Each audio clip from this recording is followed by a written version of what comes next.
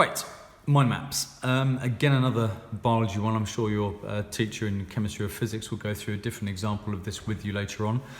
For me, mind maps are great for linking concepts, perhaps creating a bit of a chronology, so one thing happens, then another thing, then another thing, then another thing. It's easier to go through and spatially, to lay that out on a piece of paper sometimes.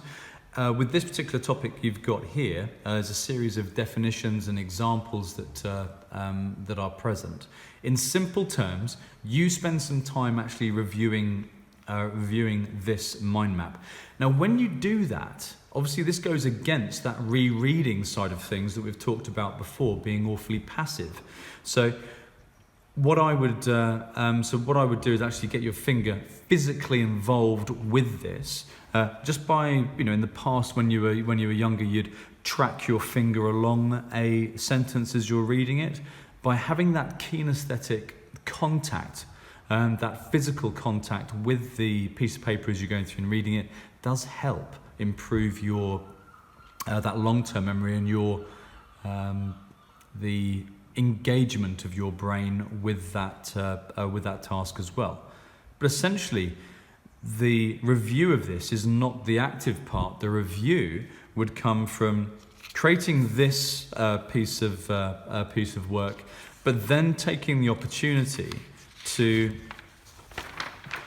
do it again, but leave out some gaps. Now, with that, as I said, we can go through and gamify it. You can give yourself, perhaps 4 or 5 hearts across the top here, and you then have to add, fill in the rest of the information from the original here onto this one. That gamification side of things, those lives, you'd knock a heart off every time that you have to go through and refer back to this one here.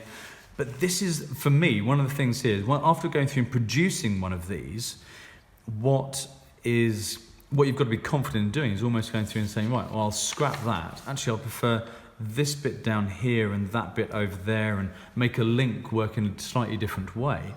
Then do it, then change it around. Your brain is telling you, aesthetically, the link should be slightly differently organised on this.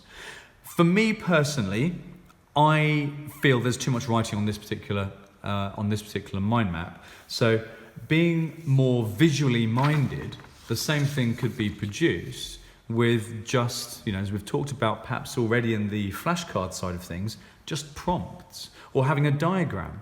So on this side of things, we've got the net movement of particles from an area of high concentration to an area of low concentration. The net movement, because the particle's always moving, it's like the overall movement of molecules. But for me, it's always been something stuck in my mind. That for me is summarized with creating here's my gradient from high to low. And whatever the substance is that's moving, that's diffusing from one place to another, is like a ball rolling down the hill. That doesn't require any energy, therefore it would be described as passive.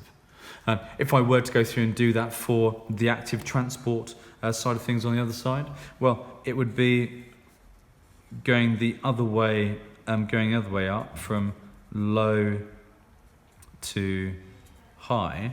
I have my pink ball again. On there, getting pushed up.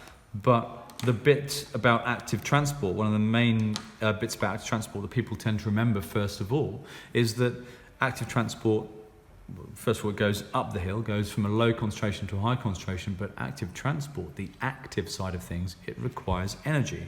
For me, there's I'll get a pen that works, excuse me, and I'd go through and draw a little chap. Give him a little hat as well. But there he is pushing it up the hill. This is now an active process.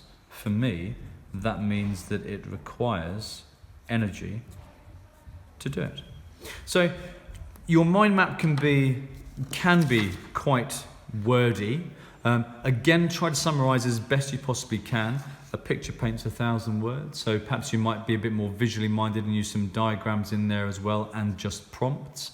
With this one here, as you're actually reviewing it, again, running your finger across the paper, could I put all of these prompts that I've got here into a coherent paragraph, and would I be able to verbalize that? That shows true understanding. Anyway, give it a go, and best of luck.